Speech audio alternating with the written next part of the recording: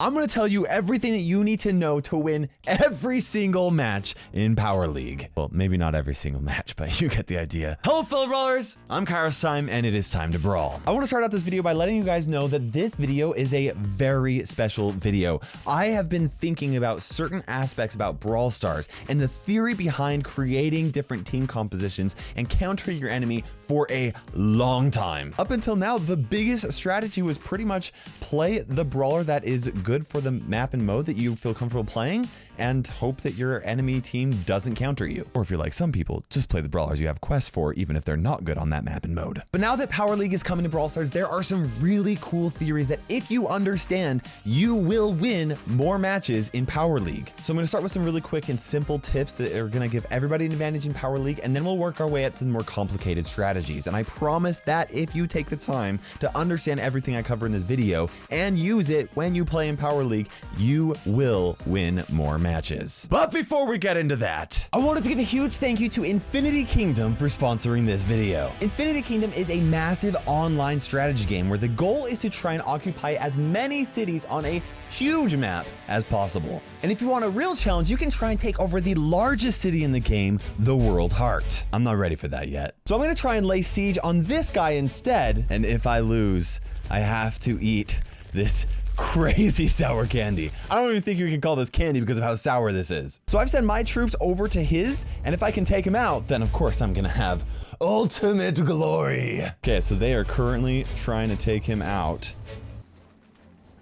And I just got defeated like that. Oh man! Woo! Okay, now let me tell you about the other awesome features in Infinity Kingdom.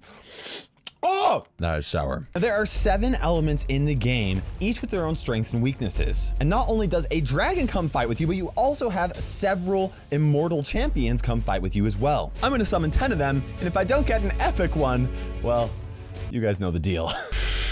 There's gonna be 10 right here. Come on. Okay, this guy looks pretty cool.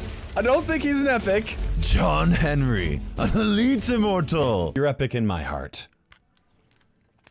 Oh, it's so sour. Woo! Oh. You guys are gonna want to download Infinity Kingdom using the link in the description below. It's completely free on mobile. And once again, a huge thank you to them for sponsoring this video. Let's start off by talking about the best way to ban brawlers. There are pretty much 2 core strategies to banning brawlers. Let's say you're playing Power League and Snake Prairie comes up as the map that you're gonna be playing on. Okay, so the first strategy is to pretty much ban whichever brawler is the best on that mode. For Snake Prairie right now, these are pretty much what everybody agrees are the best 4 brawlers for this map. Just be clear though, Bo and Terra are still much better than Rosa and Mr. P. So pretty much the whole idea is that you would ban Bo and you would hope that the enemy team would ban Terra so that neither team has such a large competitive advantage. Mostly you just want to make sure that you're not playing against the best brawlers for this map. Now, if you don't know which brawlers are best for the map or mode, I highly recommend watching my tier list videos and just going with whichever brawler is the golden S tier.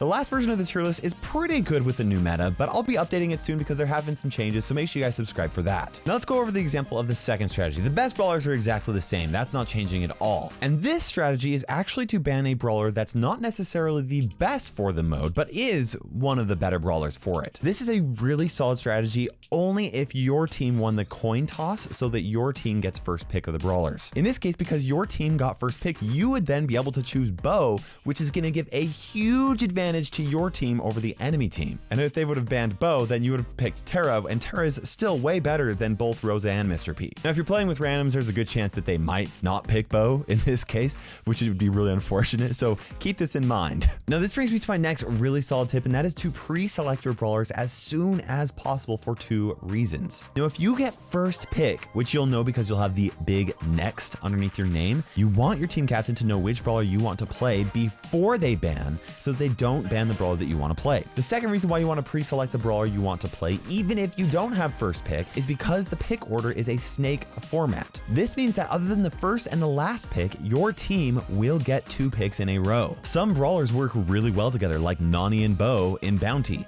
or Poco and Frank in Brawl Ball. Neither one of these brawlers is really crazy strong by themselves, but together they're incredibly strong. Now, my next tip is all about countering brawlers. It's not really a bad idea to just pick brawlers that are good for the map and the mode that you feel comfortable playing. In fact, if you're new to Brawl Stars, that is the strategy I would recommend doing, because what we're about to reach into next point, this next strategy gets a little complex. But you're going to want to pay attention because it is possible for you to pretty much guarantee a win if you select brawlers that hard counter the enemy team. And that's why for the rest of this video, I'm going to be talking about how you can counter every single brawler in the game. Now, there are 45 brawlers currently in the game, and that means that there are over 2,000 different possible 1v1 situations. We don't have time to go over every possible interaction, so instead we're going to put every brawler into one of 8 archetypes that will help you understand how you can easily counter every brawler in the game. These are the 8 brawler archetypes that most brawlers fit into. Tanks have high HP and typically a short range. Control brawlers have the ability to stun, slow, push, or pull enemies. Throwers can attack over walls. Assassins typically have lower HP, but deal damage really quickly and also have the ability to get close to their target. Next, we have glass cannons that deal a lot of damage, typically from a distance, but they have very little HP themselves. Next are spawners that spawn enemies to help fight for them. Reliable DPS characters deal a lot of damage over time due to their fast reload speed or high damaging attacks. And support brawlers use their abilities to support their teammates either with healing, invisibility, or other methods. Now, obviously some brawlers will fit into more than one archetype, but understanding these classifications of brawlers will help you understand how you can counter your enemy during the ban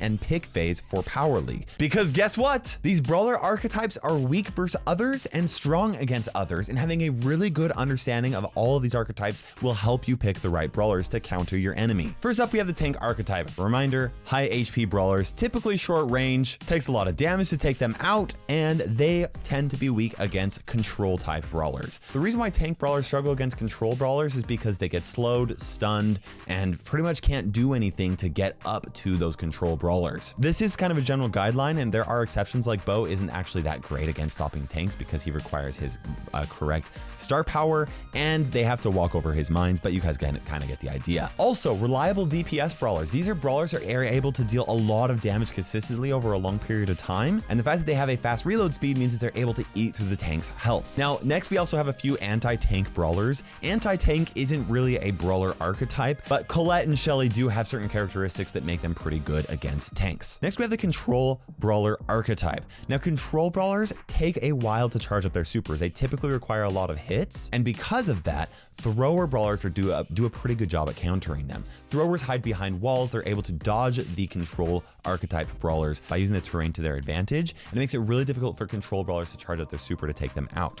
Control brawlers also tend to struggle against glass cannon type brawlers because these glass cannons take them out from a distance before they can even get close. I should actually use this as an opportunity to remind you guys that if you want to counter a control brawler, you can also play a control brawler. However, it's not typically as good as playing a hard counter because a control versus a control brawler is typically going to be a fair fight. Next, we have the thrower brawlers. Now, throwers are very hard countered against brawlers that can break walls. The wall breaker is not typically a brawler archetype. It's more of a feature that is useful versus these throwers, which is why I did want to talk about these right here. Now, the real counter to throwers are assassins. Assassins are really good at closing the gap between them and the throwers, and typically throwers really struggle when brawlers are close to them, and that's where assassins really thrive. There are a few brawlers that are considered anti-thrower brawlers. Jackie can attack behind walls. Jean can actually pull throwers to them. And then you have Rico and Colonel Ruffs that can bounce their shots around walls and attack those throwers. However, other than Jean, I would consider these to be soft counters that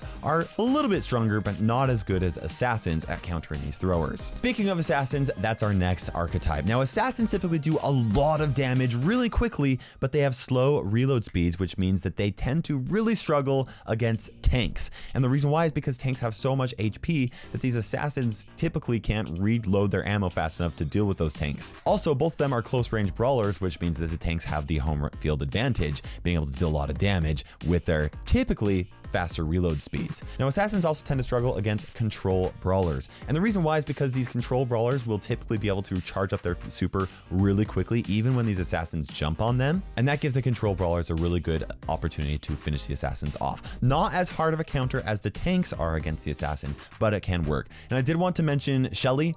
She's a very anti-assassin type brawler because none of the assassins are ever really going to want to try and get close to her. They all have their own unique ways of trying to deal with her, except for like Mortis and Edgar. They just really struggle against Shelly. Next, we have the glass cannon brawlers. They do a ton of damage from a distance, but if anybody gets close to them, then they really struggle. One of their biggest counters are spawning brawlers. And the reason why spawners do such a good job is because let's say you have a Mr. P porter that comes and gets close to that Piper. Piper has to unload typically 2 ammo to get rid of that one little porter, and then she's going to have to wait a really long time to reload her ammo to deal with the enemy brawlers. That's even true if she only has to use 1 ammo to take it out. And the same is also true for Jessie, Penny, and Nita. Now next, we also have tanks that tend to be really good counters to these glass cannons. Kind of similar to the assassins, the glass cannons have such a slow reload speed that if they misfire 1 ammo, or even if they do hit all 3 ammo against the tank typically still has HP to spare, which makes them really great counters against these glass cannons. Now, I did also want to include the support brawlers. The support brawlers aren't really necessarily great at taking care of glass cannons themselves, but they do tend to be really good at supporting their teammates so that the glass cannons then struggle against their teammates. I also wanted to mention that assassins are also kind of soft counters against glass cannons. However, even in some 1v1 situations, glass cannons can deal with assassins if you use them correctly. Next, we have spawners who tend to get countered by throwers. Now, the one exception is that throwers do struggle against Nita, but these throwers are really great at countering Jessie, Mr. P, and Penny because they can easily get rid of the turret or the spawnable from behind the safety of a wall. You also have reliable DPS characters like Colt. He's able to use 1 or 2 ammo against the turret, and it's not even a big deal because he reloads his ammo so quickly. Now, I did want to mention Jessie and Penny. I know that they are also spawners. It's a little weird to mention them. However, they are so good at countering enemy spawners that I wanted to mention them. If you have an enemy that plays Mr. P or Jessie or even Nita, then it's also not a bad idea to play Jessie or Penny to try and counter them. However, it's definitely not a hard counter, it's a soft counter. Next, we have the reliable DPS archetype. Now, the thing with this archetype is that it's not necessarily countered by any individual other archetype. However, each of these brawlers do have some soft counters individually. The same is also true for the support archetype. There's not really another archetype that really hard counters support brawlers. And then we have a few other brawlers that also don't really fit into any of the archetypes as well. We have Colette and Shelly, who are very good like anti-tank brawlers. They don't really fit into a particular archetype. And then we have BB and Surge that like neither one of them are tanks. They're not really assassins. They're kind of different than other brawlers as well. Although some of these brawlers are soft counters and even sometimes hard counters against other archetypes, they're not typically the best brawlers in the game. But with that said, they're also not typically hard countered by any other brawler. So as a general rule, these can sometimes be good picks because you're not going to get really hard countered. However, there are probably better options if you want to specifically counter an enemy team comp. Okay, so now we need to talk about how to actually use this. And the whole goal behind understanding these archetypes is to look for holes in the enemy team comp's defenses. Maybe there are multiple tanks on the enemy team, and so playing a control brawler is going to give you a really strong advantage. You're also going to want to take a look to see if maybe you're playing a bunch of control brawlers and you're weak to throwers, and you want to try and pick another brawler that's going to counter the enemy team playing a thrower. If the enemy team picks an assassin, you have to ask yourself, am I able to counter that assassin? If not, you should probably pick a brawler that does a really good job at countering that assassin so that your team is a little bit more balanced. Especially when you're playing with randoms, I can almost guarantee you that there are going to be holes in the enemy team's defenses, and so it's really a good idea to pay close attention to all this. But even if there's not something that seems particularly obvious, it's a really good idea to pick the biggest threat on the enemy team and specifically counter that brawler. And then what you want to do is you want to play specifically to counter that brawler. If they go on the left lane, you go meet them on the left lane and counter them. If they go down the center, you're right there to meet them. If they go down to the right, you want to meet them. You want to play to counter those brawlers. Now, I know that there are going to be a lot of people watching this video right now and probably have already commented saying, Kairos, The only thing that matters is skill in game. Like, skill can overcome all of these things. And you're absolutely right. If you get hard countered, you can still win if you outskill your opponent. The real question is, are you going to actually be better than your opponent? It is true that there are some times when a skilled Mortis can beat a bull in a 1v1 if they are more skilled, right? But let's say you're a very skilled Mortis and you're facing against a very skilled bull.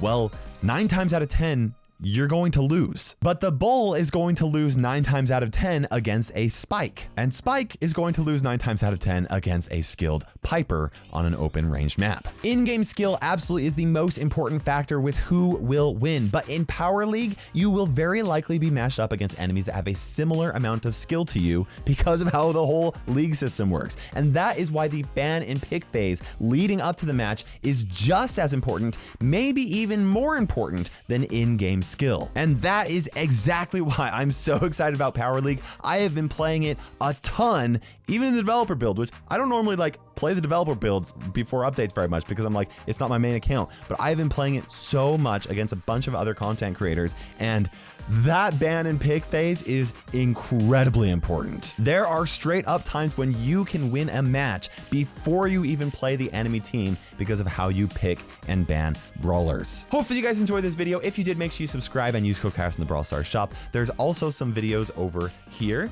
that you can watch, so make sure you don't well, make sure you do that. Make sure you don't forget to not do that. Anyways, and for now, this is KairosTime ticking by, and we will see you in Brawl Stars.